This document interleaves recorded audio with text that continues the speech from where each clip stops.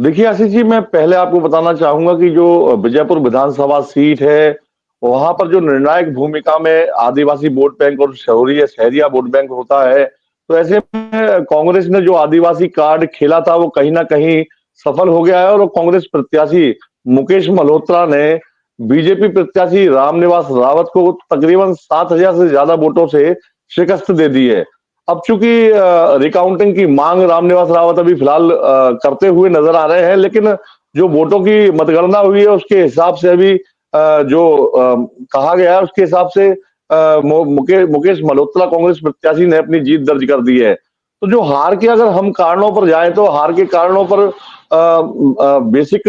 एक तो आदिवासी बहुल सीट है, तो शुरू से ही माना जा रहा था कि आदिवासी निर्णायक भूमिका में उस पूरे विधानसभा पर रहेंगे। यही कारण था कि कांग्रेस शुरू से ही एक आदिवासी चेहरा तलाश कर रही थी इस विधानसभा पर, कि कहीं ना कहीं जो कांग्रेस का गढ़ कही जाती है विधानसभा, तो इसको कांग्रेस के गढ़ के रूप में ही बना रहे। क्योंकि कांग्रेस से 6 बार के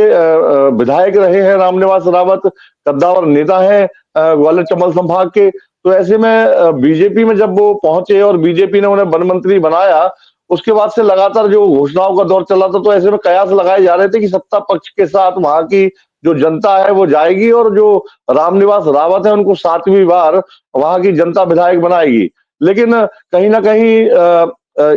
ऐसा लगता है कि रामनिवास रावत, जो कि हमेशा कांग्रेस से चुनाव लड़ते आए, लोगों के बीच उनकी छवि हाथ का पंजा मैं इसलिए कह रहा हूं क्योंकि जो ग्रामीण क्षेत्र है, 75% का ग्रामीण क्षेत्र है विजयपुर विधानसभा का, तो वहां पर अशिक्षित आदिवासी क्षेत्र काफी बड़ी संख्या में है। तो ऐसे में वो लोग हाथ का पंजा और कमल के फूल जैसे निशानों से ही वोट डालते आए हैं। जो उनके बड़े बुजुर्ग हैं वो अनपढ़ है, कई ऐसे अशिक्षित लोग हैं उस क्षेत्र में। तो ऐसे में ऐसा लगता है कि रामनिवास रावत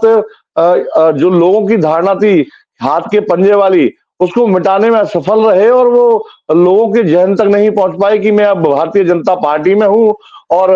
आप भारतीय जनता पार्टी को वोट कीजिए। तो शायद यही एक मुख्य रहा होगा कि रामनिवास रावत जो वोटर्स हैं उनको ये समझाने में नाकाम रहे कि अब आपको हाथ के पंजे की जगह भारतीय जनता पार्टी को वोट करना है। जी। जी बिल्कुल धर्मेंद्र, मतलब यहाँ पर अगर हम बात करें तो मुझे कुछ एक मतलब एक और प्रत्याशी रही हैं जो पहले कांग्रेस में थी और फिर सॉरी हाँ पहले कांग्रेस में थी, फिर वो जब तक कांग्रेस में रही तब तक वो जीतती रही, लेकिन जैसे ही वो बीजेपी में आई फिर उनके हार का उन्हें भी सामना करना पड़ा था। उनका नाम है इमरती देवी। तो क्या रामनिवास रावत और इमरती देवी का भी हाल एक सही है? देखिए आशीष जी, बहुत अच्छा प्रश्न आपने पूछा। ग्वालियर चंबल संभाग की एक तासीर रही है कि ज्यादातर, खासकर उपचुनाव की हम बात करेंगे तो ज्यादातर जो उपचुनाव के जो मामले हैं उसमें जो प्रत्याशी बनता है सत्ता पक्ष पार्टी का, उसको हार का सामना करना पड़ता है। चाहे हम पिछले जो चुनाव हमने देखे, जो ज्योतिरादित्य सिंधिया के साथ जितने भी विधायक कांग्रेस छोड़कर भारतीय जनता पार्टी में शामिल हुए थे, तो उनको उनमें से कई ऐसे दिग्गज चेहरे थे जिनको हार का सामना करना पड़ा था, जिनमें इमरती देवी थी पूर्व मंत्री, मुन्नालाल गोयल थे ग्वालियर पूर्व से चुनाव लड़ते रहे वो हमेशा से। उसके बाद ऐदल सिंह कंसाना जो अभी वर्तमान में प्रदेश सरकार में मंत्री है। उसके अलावा गिरिराज दंडोतिया राज्य मंत्री थे। ऐसे कई चेहरे, तकरीबन आधा दर्जन से ज्यादा ऐसे चेहरे थे जिन्होंने हार का सामना किया। तो ऐसे में चंबल संभाग की जो कहे जनता है, तो दल बदल कर आने वालों को हमेशा से नकारती आई है, ऐसा इस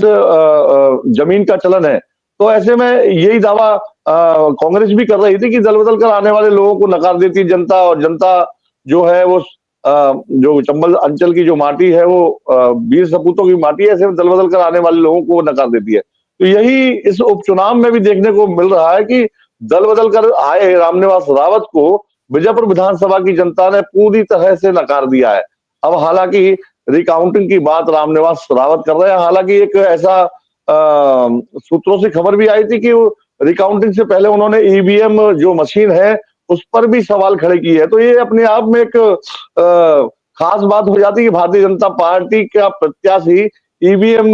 पर सवाल खड़े कर रहा है। क्योंकि अभी तक सिर्फ कांग्रेस ही ईवीएम मशीन पर सवाल खड़ी करते आ रही थी। जी जी, बिल्कुल, ये तो बहुत ही मतलब एक तरीके से देखने वाली बात हो गई है कि पहले कांग्रेस ईवीएम पे सवाल उठाती थी और अब बीजेपी ने भी बोल दिया है। हालाँकि कांग्रेस ने मतलब मतदान के बाद ये भी बोला था कि कहीं-कहीं पर जबरन मतदान करवाया गया है, बीजेपी के द्वारा करवाया गया है। उन्होंने बूथ कैप्चरिंग जैसे आरोप भी लगाए थे। लेकिन अभी तक इन सारी चीज़ों की शिकायतें कांग्रेस करती हुई आ रही है। उन्होंने चुनाव आयोग से भी कई बार किया है, लेकिन इस तरीके से हर चुनाव में देखने को मिलता है। अगर हम बात करें बुधनी सीट की, तो इस वक़्त बुधनी सीट पर 7 राउंड की काउंटिंग हो चुकी है, टोटल 13 राउंड होने हैं। ऐसे में सबसे आगे जो है वो रमाकांत भार्गव है, जो कि 60,341 वोटों से चल रहे हैं और जो कांग्रेस के प्रत्याशी हैं वो 51,954 वोटों की गिनती पे हैं और अगर हम इन दोनों के बीच का डिफरेंस की बात करें तो करीब-करीब 8,000 का डिफरेंस है, जिसमें भारतीय जनता पार्टी के रमाकांत भार्गव बहुत आगे बढ़े हुए निकल रहे हैं। और अगर अब हम दोबारा से बात करें कि मतलब अ अ, विजयपुर सीट की, तो विजयपुर सीट में क्या मतलब क्या वो मुद्दे रहे कि जिस वजह से मतलब जनता ने कांग्रेस को अचानक से प्यार देना शुरू कर दिया? हालाँकि ये कांग्रेस की ही सीट मानी जाती रही है, लेकिन फिर भी मतलब अगर हम बात करें तो ज़्यादा डिफरेंस नहीं है। जी देखिए, मैंने आपको पहले ही बताया कि पहला मुद्दा तो यही रहा होगा कि रामनिवास रावत जो अ, हाथ के पंजे यानी कांग्रेस से भारतीय जनता पार्टी कमल के फूल में परिवर्तित हुए थे, तो ये चीज शायद वो दूर दराज के जो इलाके, ग्रामीण इलाके हैं, शायद वो नहीं अपने वोटर्स को समझा पाए होंगे। दूसरा, जिस तरीके से जो बयानबाजी का दौर चला पूरे चुनाव के टाइम, जब मतदान हुआ और मतदान होने से पहले जो चुनावी प्रचार प्रसार का मामला जब चल रहा था, तो मुख्यमंत्री से लेकर तमाम मंत्री गण, विधायक गण जो भारतीय जनता पार्टी सत्ता पक्ष के थे, वो तमाम डेरा वहां डाले हुए थे, तमाम रैलियां की गई, सभाएं की गई, बयानबाजी के दौर रहे, छोटी मोटी हिंसा के भी दौर मतगणना वाले दिन देखे गए। उसके बाद एक खास चीज ये भी देखने को मिली कि जो प्रदेश अध्यक्ष है बी डी शर्मा, वो कांग्रेस पर ही सवाल खड़े कर रहे थे कि जो चुनाव आयोग है और पुलिस है, तो वो कहीं ना कहीं कांग्रेस के दबाव में काम कर रही है। तो एक सत्ता पक्ष के बड़े नेता का इस तरह का बयान आना भी एक अपने आप में एक लोगों को दिक्कत दे रहा था कि भाई सत्ता पक्ष का नेता इस तरह का बयान दे रहा है। और उसके अलावा फिर कांग्रेस कांग्रेस तो शुरू से ही मानकर बैठी थी कि हमने जो मुकेश मल्होत्रा, चूंकि मुकेश मल्होत्रा जमीनी स्तर पर जो ग्रामीण क्षेत्र है, शहरी आदिवासी का जो बेल्ट है, लगातार उसके 20 समूह, जो 20 एक गांव होती है उसकी पंचायत के वो अध्यक्ष भी रहे हैं। शहरिया मतलब ये अपने शिवराज सिंह चौहान जो पूर्व सीएम थे, जब मुख्यमंत्री थे उस समय उनको राज्य मंत्री का दर्जा भी भारतीय जनता पार्टी की तरफ से दिया गया था। हालांकि बाद में जब उन्हें 2 बार टिकट नहीं मिला तो उसके बाद वो निर्दलीय चुनाव लड़े, तो 45,000 वोट उनके पिछले विधानसभा चुनाव में आए थे। लेकिन इस बार कांग्रेस ने उन पर हाथ रखा और अपनी पार्टी को उनको ज्वाइन कराकर इस तरीके का शुरू पहले से ही उन्होंने एक विचार कर लिया था कि मुकेश मल्होत्रा कहीं ना कहीं हमारे प्रत्याशी होंगे। लेकिन चूंकि विरोध के स्वर उठते और भी कद्दावर नेता कांग्रेस के लाइन में फहरिस्त में खड़े थे चुनावी टिकट के लिए, तो ऐसे में एक मीटिंग की गई बड़े नेताओं के तहत, जिसमें पूर्व सीएम के दिग्विजय सिंह के बेटे जयवर्धन सिंह के अलावा जो एक पैनल तैयार किया गया था बड़े नेताओं का कांग्रेस के, तो उन्होंने बाकायदा जो प्रत्याशी 5 से 6 चेहरे ऐसे थे जो लगातार विधानसभा के टिकट के लाइन में थे कांग्रेस की तरफ से, तो उनको बाकायदा बिठाला गया। बिठाल के एक शपथ दिलवाई गई एक दूसरे के प्रति वफादारी की, कि अगर किसी को भी टिकट दिया जाता है तो सभी मिलकर उसका समर्थन करेंगे। तो शायद इस तरह की जो रणनीति कांग्रेस ने तैयार की, चूंकि बीजेपी से रामनिवास रावत कांग्रेस में गए तो एक लंबी फहरिस्त थी कार्यकर्ताओं की, मंडल अधिकारियों की, तो जिनको साथ में वो लेकर बीजेपी में शामिल हुए थे। तो कहें कि कांग्रेस विहीन एक टाइप से कार्यकर्ता विहीन पूरा विधानसभा हो गई थी। लेकिन कांग्रेस ने कम समय में एक प्लान बनाया था कि वहां जो हमारी जो टीम है, जो टीम उन्होंने गठित की थी, चुनावी टीम जो वहां पूरा चुनाव देख रही थी, उन्होंने 10-10 कार्यकर्ताओं को बूथ स्तर पर लोगों को जोड़ने के लिए कहा गया था, जमीनी स्तर पर उन्होंने काम शुरू किया था, तो वो शायद अब रंग लाया है, जिसका फलस्वरूप हम देखने को मिल रहा है कि रामनिवास रावत को यहाँ हार मिलती दिख रही है। हालांकि हार ज्यादा बड़ी नहीं है, लेकिन हार तो हार होती है, और चूंकि अब हार गए हैं रामनिवास रावत, तो ऐसे में अब रिकाउंटिंग की मांग कर रहे हैं। तो मेरे मामले में अब जनता को समझा नहीं पाए कि सत्ता पक्ष